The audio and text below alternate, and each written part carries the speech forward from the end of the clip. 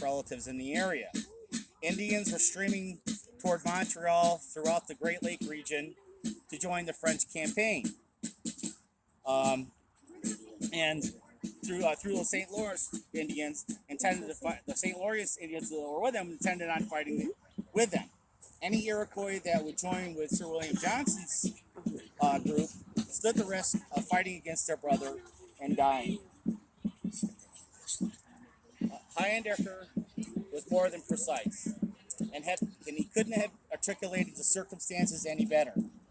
Because by September of 1755, the Battle of Lake George was fully raging on, and during one incident called the Bloody Morning Scout, it saw a Mohawk brother fighting against his Mohawk brother, which many perished, and Fort Edward was certainly a part of this action.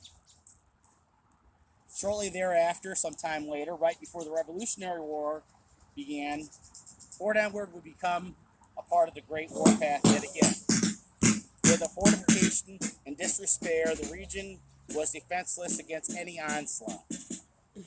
General Philip Schuyler, later, soon after that, withdrew to Schuylerville, south of here, in preparation for what became known as the two battles of Saratoga. At this point, Fort Edward was under the control of General John Burgoyne of the British Army.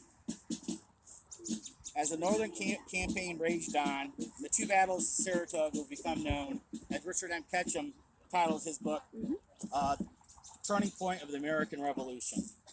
And the two battles of Saratoga were definitely the turning point of the American Revolution.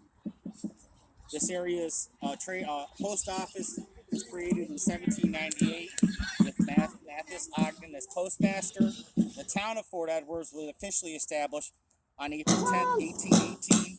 Solomon Edmonds' house was utilized for his first town meeting on May 22nd, 1798.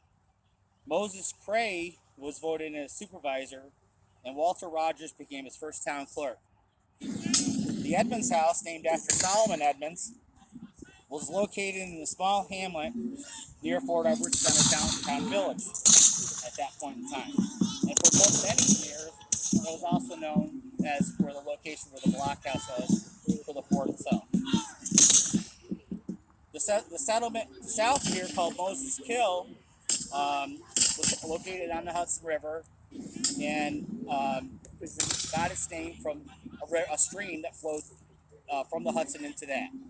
That area's post office was established in 1872. For a short time, the name Mock was used for this small hamlet away from Fort Edward. Durkeetown, close by, was positioned just east of Fort Edward and settled by Solomon Durkee. The Baptist Church was erected in 1832, which you can find its original structure located nearby that area. The great author and women's rights activist Susan B. Anthony taught school here for a short time before she became more well known. In the autumn of 1849, the village was incorporated, and the first town meeting was held in Gideon Coswell's house, also called the Charter House. Frederick D. Hageman was voted in as first president, later mayor of the township. Defense against fire was a great concern of the town.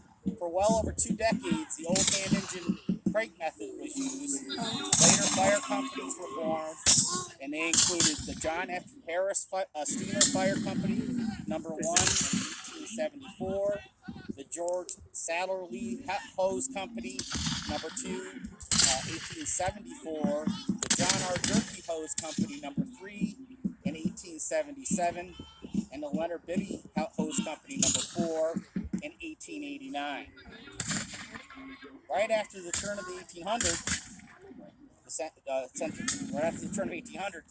the clothes factory was established by Thomas Eddy. Water power was furnished by a stream which flowed down the hill and across McCray Street. And McCray Street is about a mile north of here on the left. By 1850, Hagerman and Pulser created the paper mill. Fort Edward blast furnace was built and was operational sometime later, about 5 years later. Um, a historic marker was placed on Rogers Island, which was dedicated to Major Robert Rogers along the Hudson River at Fort Edward.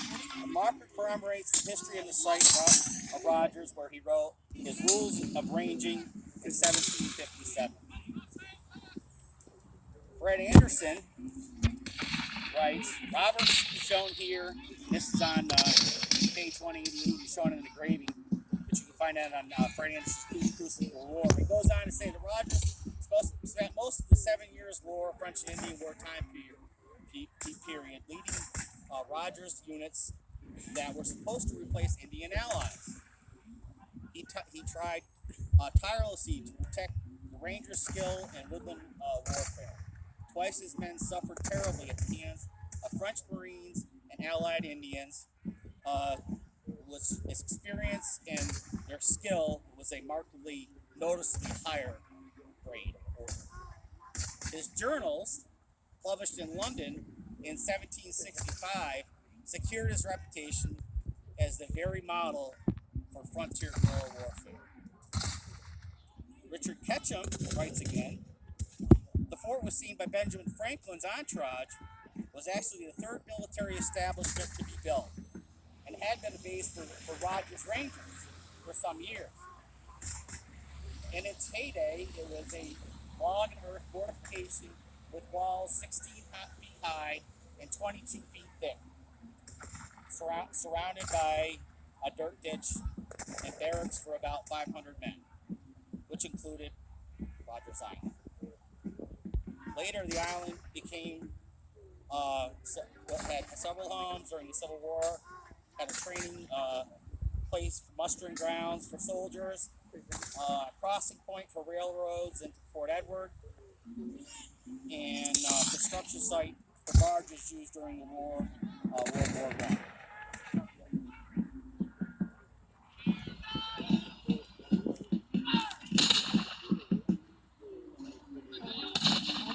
So we covered it. So the one thing that I didn't cover for about Rogers Island, that it's basically the special forces deem Rogers Island as their sacred home, and did since the 1750s.